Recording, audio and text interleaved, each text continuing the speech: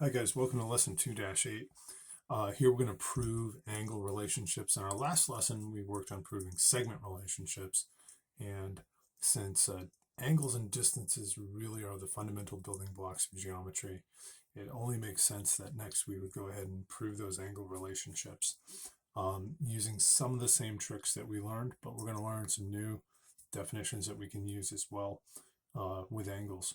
So we're going to write proofs, and we're going to focus on supplementary and complementary angles and congruent and right angles. Let's take a look at a couple of new things that might help us out. First of all, this is our protractor postulate, which basically says that given any angle, the measure can be put into one-to-one correspondence with real numbers between 0 and 180. So we are talking about real numbers. We can give these angles measures. So just like with segments, we said that we could work with like segment AB is congruent to segment BC in the realm of our geometric terms. We could also say that because of the definition of congruent segments, that means that AB equals BC, and that could be some number. We could assign some number to that. We have the same thing with angles. We could say that angle ABC is congruent to perhaps some other angle, some angle DEF. But we can also talk about the measure of an angle. This is a geometric statement, and an algebraic statement would be the measure of angle ABC. Remember, that's what that means when you read that. Now we're talking about what is the actual number you would put on it. The measure of angle ABC equals, in this particular case, you could look at your protractor and say, that's about 146 degrees. Okay, so when we're doing angle proofs, we can work in geometric statements, and we can also convert and work in algebraic statements, whatever is going to get us to our goal most quickly. We also have another postulate here, angle addition postulate, which hopefully you remember segment addition postulate, right? It's kind of the equivalent, segment addition postulate. And that said that, B is between A and C if and only if 3 points are collinear and AB plus BC equals AC. This is saying the same thing. D is in the interior of angle ABC if and only if the measure of angle ABD plus the measure of angle DBC equals the measure of angle ABC, the larger angle. So just like we can add up two segments to get a longer segment, we can add up two angles, provided that they're adjacent angles. We can add them up to get the measure of a larger angle. And if we know the measure of that larger angle, we can subtract one of these angles to get the other angle. All right, let's take a look at some problems. All right, this is not my favorite problem because it's not terribly authentic, but it'll work for us. Okay, I'll try to bite my tongue on this one. Using a protractor, a construction worker measures that the angle a beam makes with a ceiling is 42 degrees. What is the measure of the angle the beam makes with the wall? Okay, a couple of things. Construction workers don't generally measure things of this size with protractors. Okay, they're going to use different methods. The other thing is the wording may be a little confusing. A beam, of course, is a horizontal member in construction, right? We'd have some sort of a beam supporting the ceiling. But they're saying the angle a beam makes with a ceiling is 42 degrees. Okay, so let's draw this. Here's my ceiling. Here's my wall. Perhaps here's another wall. And what they're saying is they've got some member like this, okay, that makes an angle with the ceiling of 42 degrees. Okay, so yeah, my issue with this is there's a name for that. It's called a brace, or you might see it called a strut, but it's not a beam. Beams are horizontal, they go up here. So sorry about that. Now, if this forms an angle of 42 degrees, what is the measure of the angle the beam makes with the wall? So they're looking for this angle in here, okay? So what is that angle in there?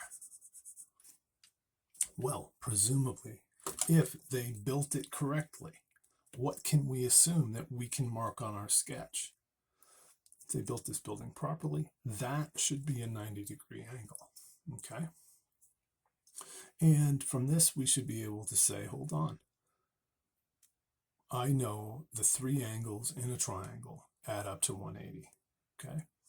Three interior angles will add up to 180, so 42, let's call this x. You could say 42 plus x plus 90 equals 180, okay? There is a shortcut that I'll show you in a second, but you can go ahead and subtract 90 from both sides. And this will take us to the shortcut, actually. 42 plus x equals 90. The good shortcut to remember is that the acute angles in a right triangle are always complementary.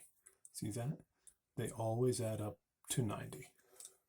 So that way you can solve it a little faster. 42 plus x equals 90. We can subtract 42 from both sides. And we're going to get x equals 48 degrees. Good. All right, something tells me we're going to get to use our angle addition postulate here. Let's see what they want us to do. They want us to find the measure of angle 1 if the measure of angle 2 equals 58 and the measure of angle JKL equals 162. Okay, I'm going to go ahead and label what they've given us. This angle is 58 degrees. JKL, I'm going to give it a nice big arc so I can tell which angle I'm referring to when I write in 162 degrees. Okay, and angle addition postulate tells us they want us to find the measure of angle 1. We'll call that x. Angle addition postulate tells us that x plus 58 must equal the larger angle 162 degrees. Right? That angle plus that angle must equal that angle.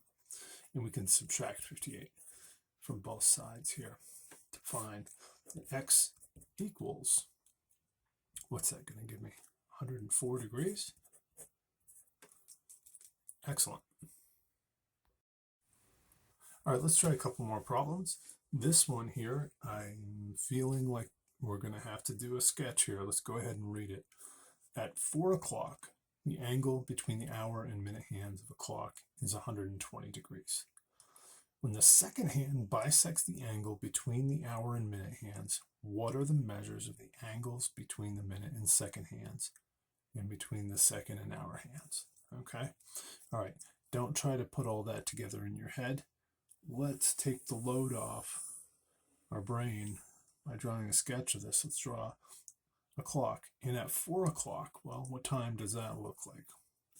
At 4 o'clock, we'd say we've got 3 here, maybe we've got 12 up here and 6 down here. So I'm looking for 4 o'clock. 4 would probably be right about here. So I've got an hour hand pointing here. I've got a minute hand pointing up here. And they're telling us the angle between the hour and minute hands of a clock is 120 degrees at that time. I agree with that because each of these, if this is 360 and we divide it by 12, that's 30 degrees each, right? So let's look at that. 1, 2, 3, 4, 30, 60, 90, 120. So that makes sense. This angle is 120 degrees. Good. When the second hand bisects the angle between the hour and minute hands, what are the measures of the angles between the minute and second hands and between the second and hour hands? Okay. Well, the key term here is bisect. Okay. So when the second hand is in between here, it's not just anywhere, it's bisecting the angle. What number on the clock is it going to be pointing to? We got 1, 2, 3, 4 of these angular spaces, and our second hand is going to be pointing at the 2. Okay, and that means that it bisects these two, this angle. And if it bisects, then if it bisects that angle, and that angle is 120 degrees, what are these two angles? What are their measures? Well, it'd be half of that, right? Each of those would be 60 degrees. Good. All right, one more problem like this before we take a look at a couple more theorems and get into some proofs. This diagram shows one square for a particular quilt pattern. If the measure of angle BAC equals the measure of angle DAE, which equals 20, and angle BAE is a right angle, find the measure of angle CAD. Okay, let's go ahead and label what we know. The measure of angle BAC equals the measure of angle DAE. If they have equal measure, they're congruent. And I'm going to mark it because that helps me visualize these problems. And angle DAE is 20 degrees. Well, I know if DAE is 20, then BAC is 20. Okay. And BAE is a right angle. BAE. So this angle I'm going to mark as a right angle. They want us to find the measure of angle CAD. So that's our green angle. If that's what we need to find, it's handy to assign a variable there. Hopefully you see an equation here. If that is a right angle, these three angles must add up to 90 degrees. So 20 plus x must equal 90. Okay.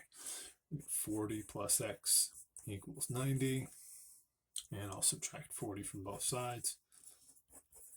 And I get x equals 50 degrees. Okay. Does that make sense? 20 plus 50 is 70, plus 20 is 90. Excellent. Okay, a couple of theorems here that are going to be handy as we proceed and end up doing some angle proofs. 2.3 supplement theorem. If two angles form a linear pair, then they are supplementary angles. Okay, so we could conclude here that the measure of angle 1 plus the measure of angle 2 equals 180. That's the definition of supplementary angles. So you can either say the definition of supplementary angles or supplement theorem as a reason in a proof if you need to. Likewise, complement theorem tells us that if the non-common sides of two adjacent angles form a right angle, then the angles are complementary angles. The non-common side. So here's the common side. The non-common sides out here on the outside, if they're a right angle, then these angles being adjacent must add up to 90.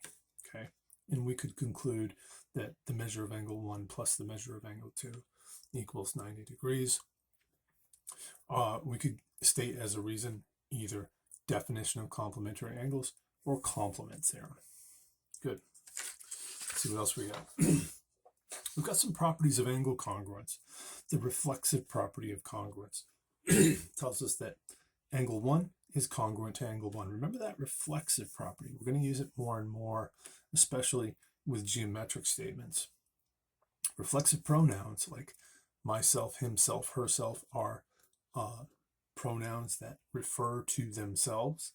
So it would make sense that the reflexive property of congruence would have an angle stating that it is congruent to itself. Our symmetric property of congruence is if angle 1 is congruent to angle 2, then angle 2 is congruent to angle 1. You can think of symmetry as, draw yourself a line of symmetry, okay, and reflect this over here. What's it going to look like? If angle 1 is congruent to angle 2, angle 2 is congruent to angle 1. And our transitive property of congruence. We've talked about our transitive property of equality. We've used that in some proofs.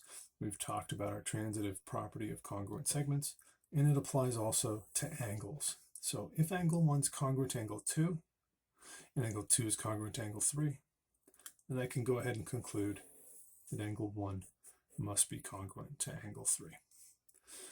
All right, we've got 2 more theorems here. I think we've only got 2 more. Yeah, let's take a look at these.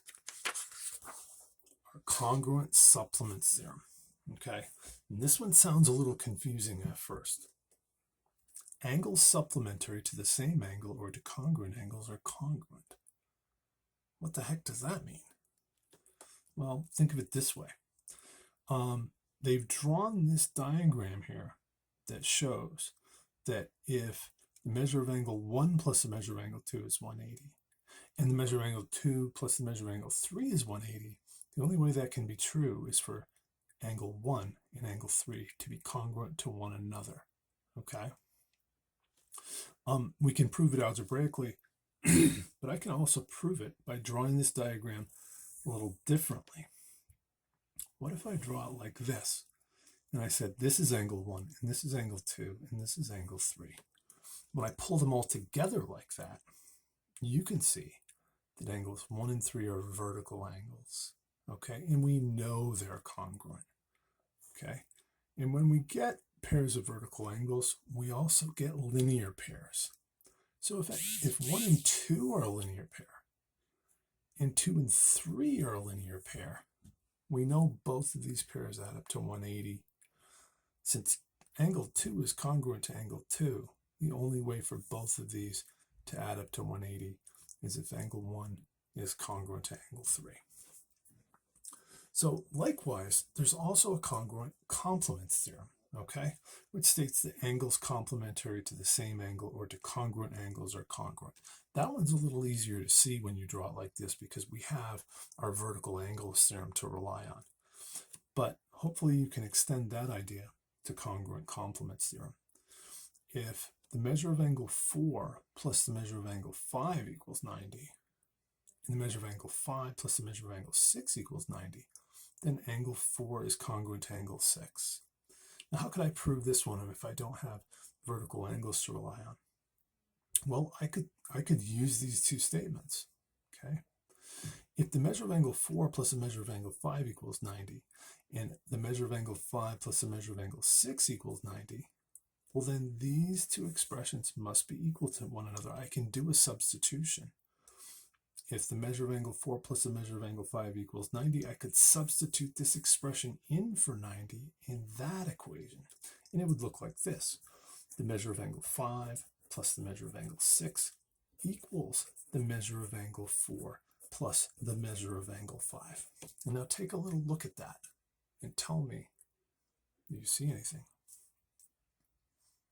I could subtract the measure of angle 5 from both sides of this equation, right? And they disappear. And I'm left with the measure of angle 6 must equal the measure of angle 4, okay? So that's a quick proof of our congruent complements theorem. If you've got two angles that are complementary to the same angle or to congruent angles, you can conclude that those two angles must be congruent to one another. All right, let's see if we can try a proof with that idea now. In this figure, angle 1 and angle 4 form a linear pair, and the measure of angle 3 plus the measure of angle 1 equals 180. Prove that angle 3 and angle 4 are congruent. Okay, so remember how we start our proofs. What are we being asked to prove? Put it right up top. We're being asked to prove that angle 3 is congruent to angle 4. Okay? Next step, we need a diagram. We've got one. If you don't have one, or if you're working on a problem in the book, don't forget to make your diagram in your notes or on your homework or your classwork. After you have your diagram, we're going to make two columns. Remember, we do two column proofs. First column, we're making statements. In the second column, we're justifying those statements with reasons. Good. Next thing we do, we restate the given information. What's the given information here? They tell us angle 1 and angle 4 form a linear pair. Okay. So I'm going to say that's given. They also tell us that the measure of angle 3 plus the measure of angle 1 equals 180 degrees. Also given. Okay.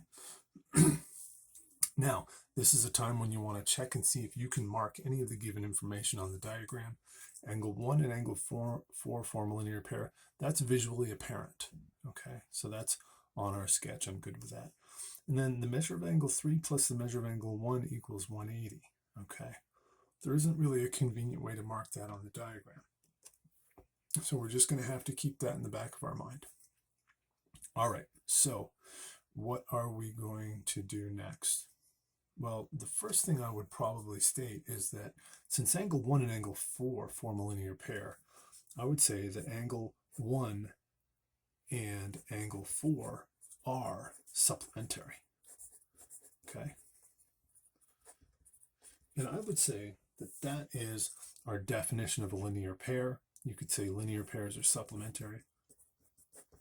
Definition of a linear pair. The more definitions you know, the more reasons you have to give in your proofs. Okay? So if angle 1 and angle 4 are supplementary, I'm going to go ahead and state, based on this statement right here, that angle 3 and angle 1 are supplementary. Okay? And my reason is, that's our definition of supplementary angles, right? Definition of supplementary angles. Angles that add up to 180 degrees. So definition of supplementary angles, good. Now where can I go with this? How does that get me closer to our goal? Remember, we were being asked to prove that angles 3 and 4 are congruent. Okay? And we just stated that angles 1 and 4 are supplementary and 1 and 3 are supplementary. So we just learned a theorem that helps us out here. We can state that angle 3 is congruent to angle 4. The reason? That is our congruent supplements theorem. Okay, and hopefully that makes sense. If you want to just write it out and explain what it is you're seeing, you can do that too. You can say angles supplementary to the same angle are congruent. Another term for that is congruent supplements theorem. Okay, so hopefully you can see that now. If these are supplementary and these are supplementary, the only way for that to be true would be as if these were congruent to one another. Now you could have also converted, we did have an algebraic statement here. You could have converted this into an algebraic statement by saying the measure of angle 1 plus the measure of angle 4 equals 180. And then you could have done that substitution and proven it algebraically and then converted it back to a statement of congruence. But this will save you several steps. The more theorems you know, the more efficiently you can get through your proofs. All right, let's try another one. All right, in the figure, angle NYR and angle RYA form a linear pair. Angle AXY and angle AXZ form a linear pair. And angle RYA and angle AXZ are congruent. Prove that angle NYR and angle AXY are congruent. Okay, how are we going to start our proof? We've got to start by stating what it is we're being asked to prove. They want us to prove that angle NYR is congruent to angle AXY. Okay? We're going to draw a diagram. I've got a diagram here. If you don't copy that into your notes, we're going to make two columns because we do two column proofs. Those columns are statements and reasons. Hopefully I can fit all of this on here. And then the first statements I make are always the given information. I want to put the given information in a spot where I can easily see it summarized. Angle NYR and angle RYA,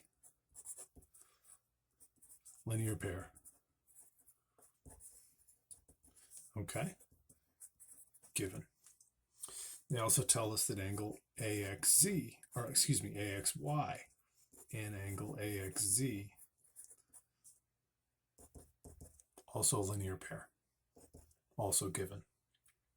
Okay, and angle RYA and angle AXZ are congruent. That's not how we write that. We write that angle RYA is congruent to angle AXZ. Okay, that's all the given information. Now let's see if we can mark any of the given information on our diagram. NYR and RYA, it's visually apparent that they're a linear pair. That's good. And the same with AXY and AXZ. It's visually apparent that they are a linear pair as well. But this statement we can add to our diagram. Angle RYA is congruent to angle AXZ. Good. Okay. And what do they want us to prove? I often do this, and if you have a highlighter, it's not a bad idea. Prove angle NYR, okay, this angle in here, is congruent to angle AXY, this guy in here. Okay.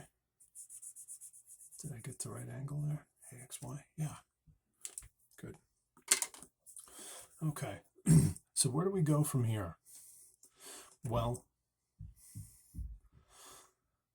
first thing I'm inclined to say is that these are linear pairs, and we saw a similar situation in our last problem where the fact that they were supplementary was helpful because we have those two new theorems, our congruent supplements theorem and our congruent complements theorem. So I'm inclined to say that angle NYR and angle RYA are supplementary. Okay. And I'm going to say that is our definition of a linear pair. Okay. And likewise, angle AXY and angle AXZ are supplementary for the same reason. Okay. So let's take a look at that. Now we're talking about proving these two angles congruent to one another. And these two angles are supplementary, not to the same angle this time, but they are supplementary to congruent angles, right? Isn't that part of our congruent supplements theorem? Angles that are supplementary to the same angle or congruent angles are congruent, right? And that's the case that we have here. We've got angles that are supplementary to congruent angles. These angles are congruent to one another, and each of these is supplementary to them. So I think we can go ahead and say that angle NYR is congruent to angle AXY. And our reason is, again, it's a slight variation of what we saw in the last proof, but it's still our congruent supplements theorem. Good. QED. Okay, once you've confirmed that that exactly matches that, you're done. All right, I've got a couple more theorems that we can use, and these are a little easier to digest than our congruent supplements theorem and our congruent complements theorem. And they will be very handy if you have an arsenal of these theorems built up. So, and you already know this to be true, of course, by the time we've gotten to this point in the course. You know that vertical angles are congruent. So if two angles are vertical angles, then they are congruent. We can conclude from this diagram that angle 1 is congruent to angle 3. Okay, and we can state that. If we wanted to state that in a proof, we would say vertical angles theorem. And likewise, we know that angle 2 will be congruent to angle 4. And if we wanted to state that in a proof, we could mark it, state it, and give a reason, vertical angles theorem. Okay, we've got a couple more theorems here that will be helpful and may save you some steps if you run into the right proof. Perpendicular lines intersect to form 4 right angles. Okay, so if you're given that 2 lines are perpendicular, you can conclude that angles 1, 2, 3, and 4 are right angles.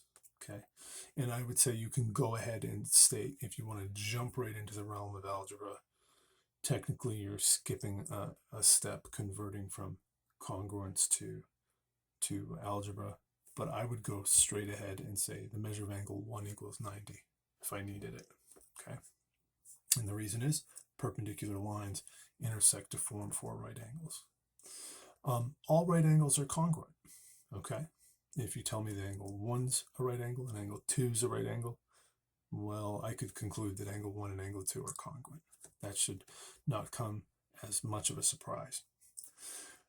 Perpendicular lines form congruent adjacent angles. Okay, well, we already know that perpendicular lines intersect to form 4 right angles. So all the adjacent angles must be congruent to one another if they're all right angles, and all right angles are congruent, right?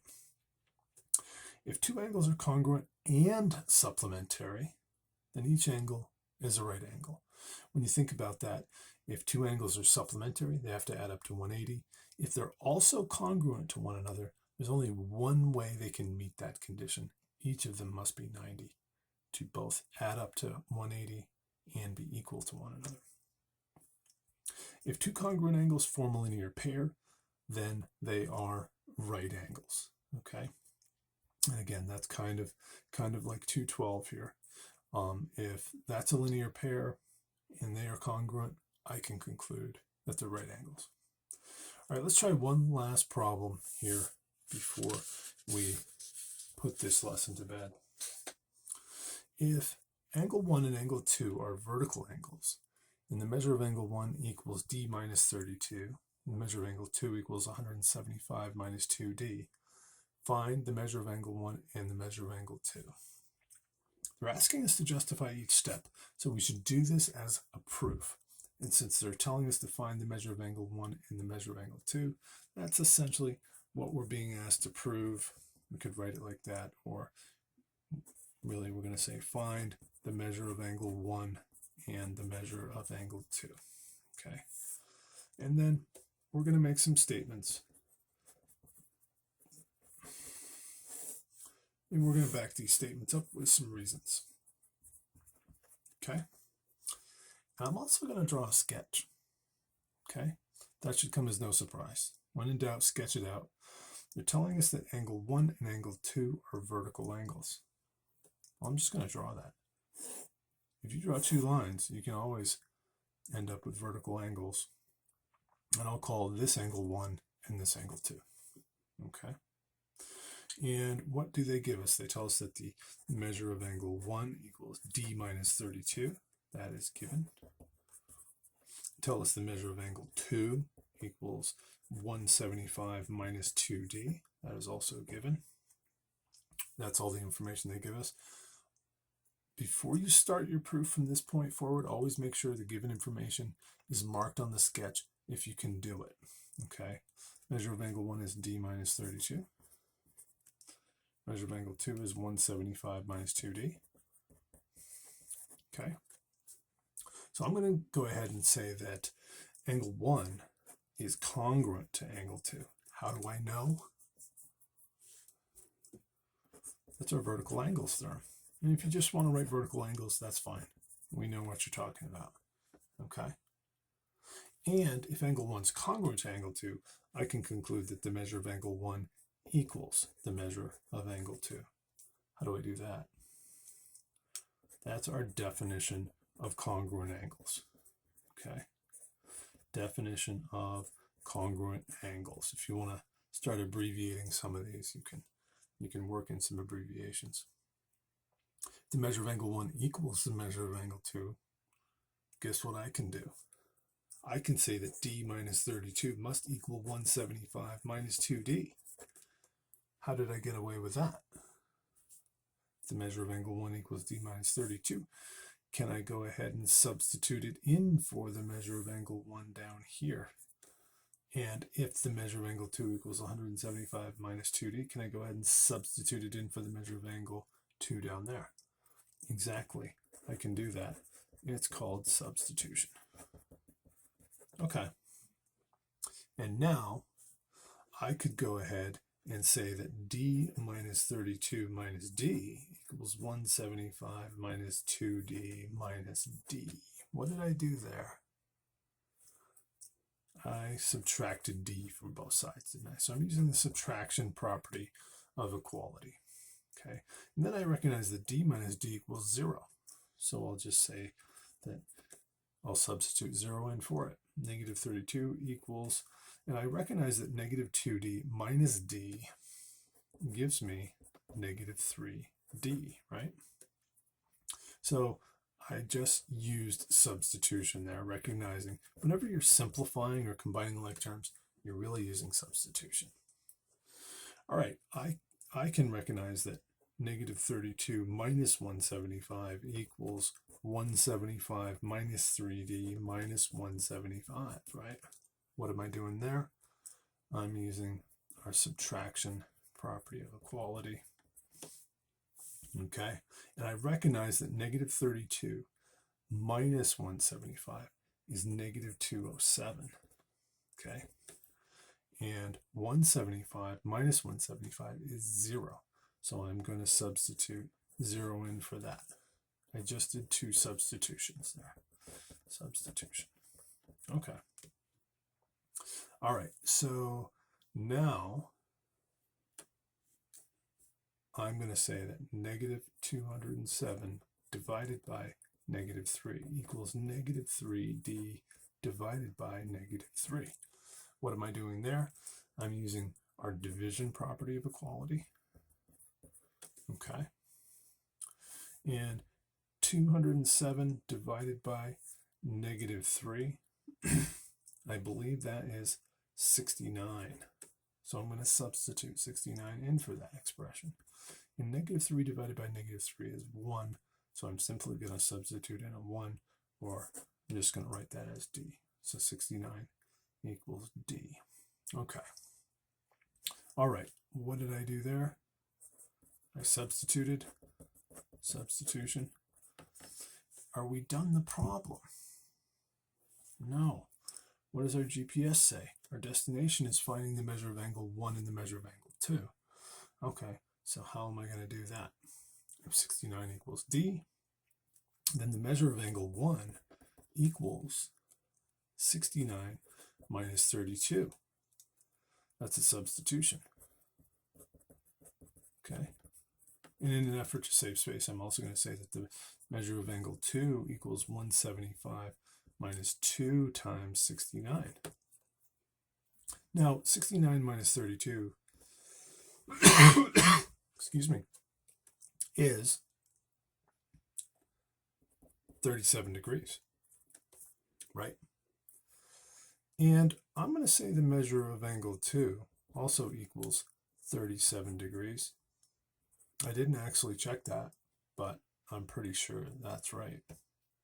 Because I can also, I'm going to say that I did a substitution, which I could have done either by substituting 37 for this quantity, or the fact that the measure of angle 1 equals the measure of angle 2, I simply could have just substituted in the 37, and I'm happy with it.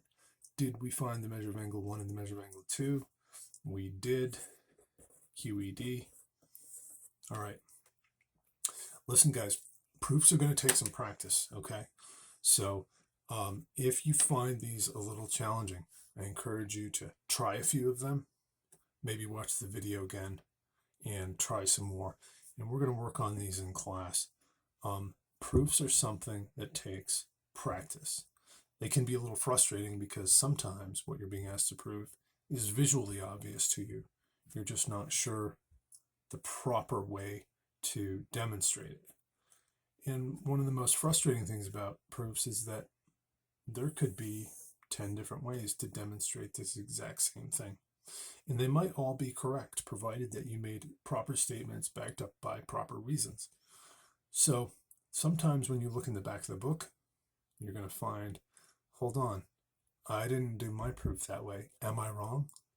You're probably not wrong if you justified each one of your steps with a proper theorem. So that's one of the things that can be really frustrating about proofs. I'm hoping you guys will stick with us with it. I hope you found this lesson helpful, and I hope you'll try some of these and go back and watch the video again if you get stuck on any of these problems. Thanks again for watching this one. I look forward to working on these with you guys in class, and we're going to make progress on them because we're going to do some more proofs before this course is over.